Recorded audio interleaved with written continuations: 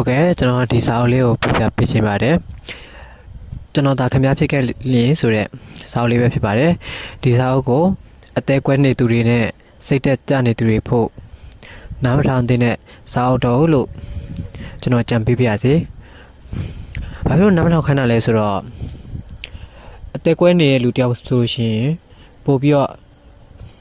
ခံစားရမှာဆိုလို့ကျွန်တော်ကြိုတင်ပြီးတော့တောင်းပန်ခြင်းဖြစ်ပါတယ်ခင်ဗျာအားလုံးကိုကျေးဇူးတင်ပါတယ်အမှားပါလို့ရှိရင်ခွင့်လွှတ်ပေးကြပါရန်တောင်းပန်အပ်ပါသည်ခင်ဗျာနားလည်မှုချစ်ချင်းဆိုတာအမြဲတမ်းနှွေးထွေးတဲ့နေအောင်ကြီးတစ်ခုတော့ဘယ်ဟုတ်မလဲတခါတလေတိမ်တွေတိုးလာတတ်တယ်မှုန်တိုင်းလေတိုက်လာတတ်တယ်အဲ့ဒီလိုအခါမျိုးမှာတအုပ်နဲ့တအုပ်အစင်မပြေတာတွေကဖြစ်လာတတ်တယ်ဒီခြေနေမျိုးကကြုံတွေ့ရမှာပါပဲဒါပေမဲ့ဒီလိုမှုန်တိုင်းတွေလာတိုင်းတယောက်ပေါ်တယောက်ထားတဲ့တန်ရောစင်တွေအချစ်တွေကပျက်စီးရစမြဲလားဘယ်ဟုတ်ပါမလဲလေတိုက်တိုင်းပန်းတွေကျွေမယ်ဆိုရင်ဘယ်ရှိတော့မှာလဲကဘာပေါ်ကပန်းလေးတွေဒီလိုချင်းနေမျိုးမှာအမြဲတမ်းတည်ငြိမ်နေတဲ့တဆင်တဆွပင်လေတစ်ခုလိုနားလည်မှုတွေအလွှာထက်နေဖို့လိုတယ်လေပင်လေရဲ့မျက်နှာပြင်ဟာလေတိုက်တိုင်းလှိုင်းတက်လှိုင်းကျဖြစ်နိုင်တယ်တခါတလေမှုန်တိုင်းတွေကဆိုးရွားလာနိုင်တယ်ဒါပေမဲ့ပင်လေရဲ့အနက်ဆုံးတွေကိုဆင်းသွားမယ်ဆိုရင်အဲ့ဒီမှာလှိုင်းတွေလည်းရှိမှာမဟုတ်ပါဘူးတုန်လှုပ်မှုတွေလည်းရှိမှာမဟုတ်ဘူးငြိမ်သက်နေတဲ့အလွှာတွေပဲရှိနေမှာပါစကားပြောနေရင်မျက်လုံးထဲမှာပြောင်းလဲလာတဲ့အယောင်လေးတွေကိုတတိထားမိတတ်ရင်ပေါ့သူကအဆင်ပြေပါတယ်လို့ပြောတဲ့အခါမှာတကယ်ရောသူအဆင်ပြေလားလို့တွေးမိတတ်ရင်ပေါ့လေနားလည်မှုမရှိတဲ့ချစ်ချင်းတစ်ခုဟာရေပေးမထားတဲ့မြက်ခင်းတစ်ခုလို့စိမ့်ဆိုနေမှာမဟုတ်ပါဘူးမြူခိုးတွေထဲမှောင်ဝါးဝါဖြစ်နေတဲ့ခြံစည်းရုံးမဲ့အိမ်တိမ်လိုဖြစ်နေမှာပါတယောက်ကိုတယောက်နားလည်နိုင်တဲ့အခါအပြစ်ရှာမနေတော့ဘူးတယောက်ကိုတယောက်နားလည်နိုင်တဲ့အခါရှင်းပြစရာမလိုတော့ဘူးတခါတလေစကလုံးတွေထက်တိတ်ဆိတ်ပြီးသူ့အပေါ်မှာနားလည်ပေးနိုင်မှုစူးစမ်းကြည့်တာကပိုကောင်းတယ်လေတခါတလေမှာအမှားတစ်ခုထက်သူ့ရဲ့ကောင်းချင်းလေးတွေကိုရွေးပြီးမြင့်တက်တာကလည်းနားလည်ခြင်းတစ်ခုပဲမဟုတ်လားပြီးတော့ချစ်ချင်းတရားဟာပြန်ဆိုင်မှုမဟုတ်ဘူးလေသူမှန်တယ်ကိုမှားတယ်လို့ဆုံးဖြတ်ရမယ်တစုံတရာလည်းမဟုတ်ဘူးတချို့အခါတွေမှာလက်လျှော့ပေးခြင်းကလည်းအနိုင်ရခြင်းဖြစ်နေနိုင်တယ်တခါတလေမှာတစ်ဖက်ကတောင်းပန်စရာမလိုပဲကိုကနားလည်ပေးနိုင်တဲ့အစွမ်းကလည်းအချစ်ကိုပုံမခိုင်မာစေတယ်လေမတူညီတဲ့အတွေ့တွေဆုံးဖြတ်ချက်တွေကိုနားလည်နိုင်ဖို့ချစ်ချင်းတရားဟာမကောင်းတဲ့နေ့တွေမှာတော့နှစ်အလုံးအတွက်ကောင်းခြင်းလေးတွေကြံရှိနေစေဖို့လိုတယ်မဟုတ်လားနားလည်မှုဆိုတာအမှုပညာတစ်ခုလိုပါပဲသူမပြောနိုင်တဲ့စကားတွေသူမဖော်ပြနိုင်တဲ့မျက်ဝန်းတွေကမျက်ရည်တွေအတွက်စိတ်ပြက်နေလားဆိုပြီးမေးခြင်းမဟုတ်ပဲသူခံစားချက်တွေနားထောင်ပေးခြင်းနဲ့စိတ်ကလေးရဲ့ဘာလို့ဒီလိုတွေလုပ်နေတာလဲမေးခြင်းမဟုတ်ပဲမင်းဘယ်လိုခံစားနေလဲနားလည်ခြင်းနဲ့ဆိုတဲ့ဂရုဏာလေးတွေဒါတွေဟာတသားတည်းဖြစ်နေတဲ့ခံစားချက်တွေနဲ့တစ်ဖက်သားအပေါ်နှွေးထွေးပေးနိုင်မှုပဲမဟုတ်လားဒါကြောင့်သူကကိုယ့်ရဲ့မနှက်ဖြန်တွေထဲမှာအမြဲတမ်းရှိနေမဲ့သူဆိုရင်နားလည်မှုဆိုတဲ့အရာလေးတွေနဲ့ကောင်းခြင်းတရားတွေကိုအမြဲကိုယ့်ရင်ထဲမှာရှိနေအောင်ကြိုးစားရမှာပဲလေစွန့်စားမှုတစုံတစ်ယောက်ကိုတကယ်ချစ်လိုက်တာနဲ့ယုံကြည်မှုဆိုတာကပထမဆုံးကိုယ့်ရဲ့အတွင်းစိတ်ထဲကနေပေါက်ဖွာလာတတ်ကြတယ်ဒါကတစ်ဖက်ကယုံကြည်အောင်လှုပ်ပြဖို့မလိုအပ်ပဲကိုယ့်ရဲ့စိတ်ကနေသူ့ကိုယုံကြည်ခြင်းမိတာမျိုးလေဘလို့ဖြစ်လာမလဲမသိပဲသူ့ကိုယုံကြည်လိုက်တာဘလို့ဆုံးသက်မလဲမသိပဲသူ့ကိုပိုနားလည်ကြည့်လိုက်တာဒါဟာသူ့ရဲ့ပြုမှုတွေပေါ်လိုက်ပြီးဖြစ်ပေါ်လာတဲ့ခံစားချက်မဟုတ်ဘူးတစုံတစ်ယောက်ကိုချစ်မိလိုက်ရင်သူ့ကိုယုံကြည်ခြင်းတဲ့စိတ်လေးတွေကသူ့လိုလိုပေါ်လာတတ်တာကြောင့်ပါဒီလိုပါပဲနောက်ဘာဖြစ်လာမလဲဆိုတာတော့မသိသေးပဲနဲ့ကိုချစ်ရသူကိုယုံကြည်ပေးတာကအချစ်တစ်ခုကိုစတင်ခြင်းမှာပထမဦးဆုံးစွန့်စားမှုတစ်ခုအဖြစ်ခဲ့ပြီမဟုတ်လားတချို့လူတွေဆိုရင်ဒီစွန့်စားမှုမှာတည်းဘဝတွေပြတ်သွားကြတယ်လေသူ့ဘောနှစ်ခါချစ်ပြီးကိုကယုံကြည်ပေးထားတဲ့အခါမျိုးမှာသူကဖောက်ပြန်လိုက်မိတယ်ဆိုရင်ဘာလို့ငါ့ကောင်မှဒီလိုလုပ်ရရတာလဲကွာဆိုပြီးမိကွန်းလေးတွေပြန်မေးရုံကလွယ်ဘာမှမတတ်နိုင်ပဲစိတ်တန်ရာတွေရသွားတတ်တာမျိုးလေအချစ်ရဲ့ဦးဦးဖျားဖျားစွန့်စားမှုဆိုပေမဲ့ဒီစွန့်စားမှုလေးတစ်ခုမှာတချို့လူတွေရဲ့ဘဝတွေပါပါတယ်ဆိုတာကိုတော့သိထားသင့်ပါတယ်ပြီးတော့တယောက်ကိုတယောက်တကယ်ချစ်တယ်ဆိုရင်အနာဂတ်အတွက်ဆုံးဖြတ်ချက်တွေချမှတ်လာတတ်ကြတယ်မဟုတ်လားတကယ်ချစ်သူနှစ်ယောက်ဟာအတူတူတိဆောက်ရမယ့်ဘဝတစ်ခုကိုအတူတူအိမ်မက်လေးတွေမှတ်လာကြမယ်မတူညီတဲ့အတွေ့မတူညီတဲ့အမြင်တွေနဲ့ကဘာငယ်လေးတစ်ခုကိုအတူတူပုံဖော်လာကြမယ်အတူတူနီးစပ်နိုင်ဖို့အလောက်ကိုင်းမိသားစုဆက်ဆံရေးနောင်လာမယ့်ဘဝရည်မှန်းချက်တွေကိုနှစ်ယောက်သားတိုင်ပင်ဆွေးနွေးလာတတ်ကြမှာပဲလေ ဒါတွေဟာလည်းတယောက်ပေါ်တယောက်ယုံကြည်အားထားတဲ့စိတ်ကလေးနဲ့အနာဂတ်ကိုတည်ဆောက်ကြဖို့အတွက်အခက်အခဲတွေကိုရင်ဆိုင်ကြော်ဖြတ်ဖို့အတူတူစွန့်စားကြတာပါပဲအခြေတစ်ခုဟာအမြဲတမ်းပျော်ရွှင်ရမယ်လို့အာမခံလို့မရဘူးတခါတလေနာကျင်မှုတွေနဲ့မျက်နှာမူလာရနိုင်တယ်အဲ့အချိန်ယုံကြည်မှုပြိုလဲနိုင်တယ်တစ်ဖက်ကမပျော်ရွှင်တော့ဘူးဆိုတာသိလာရတဲ့အချိန်မှာကိုယ်လည်းအဆဆရရအဆင်ပြေမနေတော့ပဲပုံဖော်ထားတဲ့ကဘာလေးမှာစစ်ပွဲတွေဖြစ်နေတယ်လို့မျိုးအနာဂတ်တွေမှုံရီမှုံဝါးနဲ့တယောက်ပေါ်တယောက်တိတ်ဆိတ်လာတတ်တာမျိုးတွေဖြစ်လာတတ်တယ်လေဒါပေမဲ့တကယ်ချစ်မိရင်အဲ့ဒီရလက်တွေကိုပါ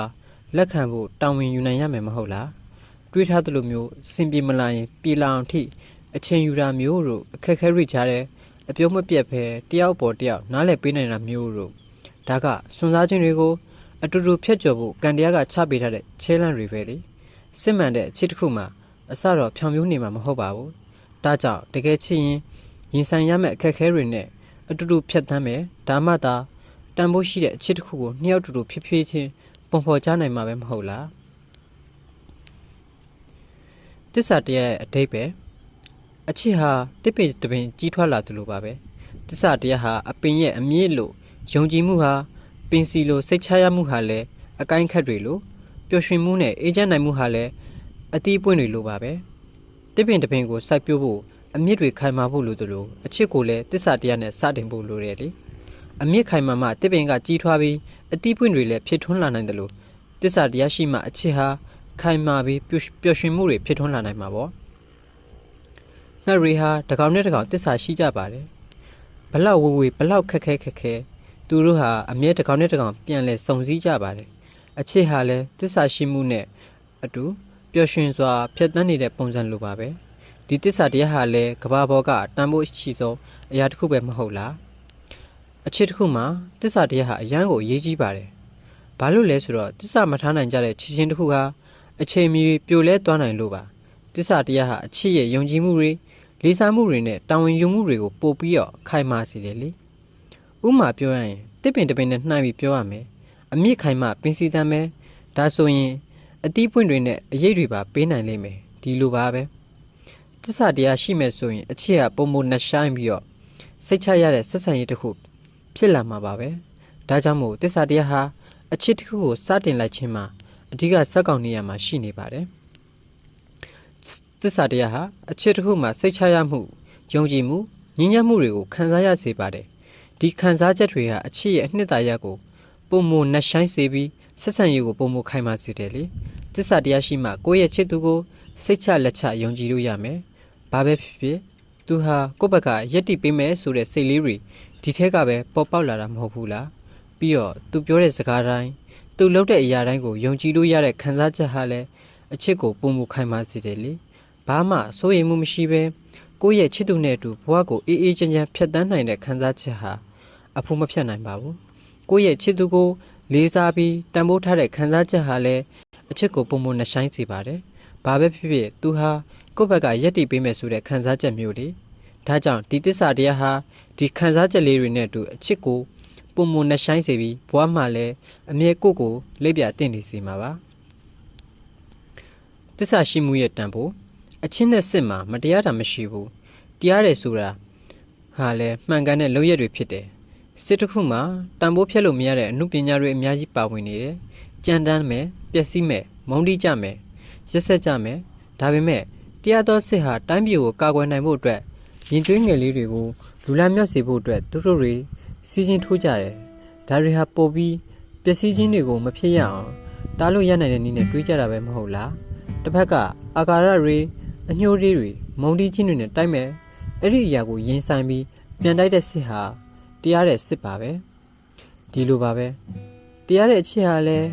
တစ်ဖက်ကကိုယ့်အပေါ်လိုလိုလားလားမရှိတော့တဲ့အခါကိုယ့်အပြင်ကိုယ့်နောက်ွယ်မှာနောက်တစ်ယောက်ရှိနေတဲ့အခါအဆုံးရှုံးမနိုင်တဲ့ဘက်ကညီမျိုးမျိုးနဲ့တားမိမှာပါဘလောက်ထိနာကျင်နေရမယ်ဆိုတာတစ်ဖက်ကမတွေးပေးနိုင်တော့တဲ့အခါကိုယ်တိုင်ကစိတ်ဖြတ်ခြင်းတွေဖြစ်သွားရတယ်လေထုတ်ချက်မိနိုင်တယ်ခေါင်းမမာနဲ့ဒါတွေထပ်ပြီးမလုပ်ပါနဲ့ဆိုပြီးတားလို့ရနိုင်တဲ့နည်းနဲ့ကိုချစ်သူကိုတားကျင်ကြတယ်ရအောင်တားကိုတားကြတယ်ကိုယ်တိုင်ကရက်ဆက်လွန်းရကြသွားတတ်ကြတယ်လေဘလောက်ခံစားရမလဲတွေးကြည့်ရင်သိမှာပဲမဟုတ်လားနှစ်ယောက်တူတူတိဆောက်ထားကြတဲ့သစ္စာတရားတွေဘယ်ကိုရောက်သွားလဲဘယ်မှာရှိတော့မှလဲ တစ္ဆာတရားရဲ့တန်ဖိုးတွေဒါကိုတစ်ဖက်ကတွေးကြည့်ရင်တရားတယ်လို့ပြောနိုင်မလားတီးရက်နဲ့လောက်ကြတာဟာဘယ်တရားနိုင်ပါမလဲအချစ်တစ်ခုမှာနှစ်ယောက်သားတိဆောက်ထားကြတဲ့တစ္ဆာကိုတန်ဖိုးမထားတတ်ရင်တကယ်တန်ဖိုးရှိရဲ့လူကိုဆုံးရှုံးသွားကြရတာပါပဲတန်ဖိုးထားမှုကိုနားလည်တတ်စေခြင်းနဲ့တစ္ဆာတရားခိုင်မြဲတဲ့သူတွေဟာလေသူတို့ပိုင်ဆိုင်တဲ့ပစ္စည်းတွေပေါ်မှာရောသူတို့နဲ့တည်တဲ့လူတွေပေါ်မှာရောတန်ဖိုးထားတတ်ကြတယ်ဘသူကမှနောက်ကျောကိုဓာတ်နဲ့မထွေးရကြဘူးဒါဟာတစုံတစ်ယောက်ကလည်းကိုယ့်အပေါ်နောက်ကျောကိုဓာတ်နဲ့ထိုးတာမလိုချင်ကြတာကြောင့်ပါဒီလိုတန်ဖိုးထားမှုဟာ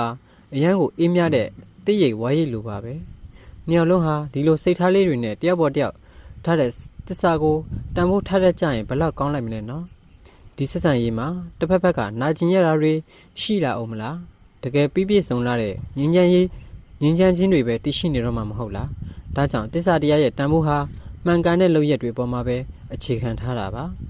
ဒီတန်ဖိုးကိုသိရင်အမြဲတမ်းကိုကတရားတဲ့ဘက်ကရက်တည်နိုင်မှာပါချစ်ချင်းပဲဖြစ်ဖြစ်မုန်းချင်းပဲဖြစ်ဖြစ်တစ္ဆာတရားရဲ့တန်ဖိုးကိုသိထားပါမလို့တော့လွတ်ချလိုက်ခံရတဲ့အခါလက်ကလေးဖြစ်နေပါစေတစ္ဆာတရားကိုတန်ဖိုးထားခဲ့တဲ့အတွက်လွတ်ချခံလိုက်ရတဲ့လက်စုံဟာတရားခဲ့မှာပါ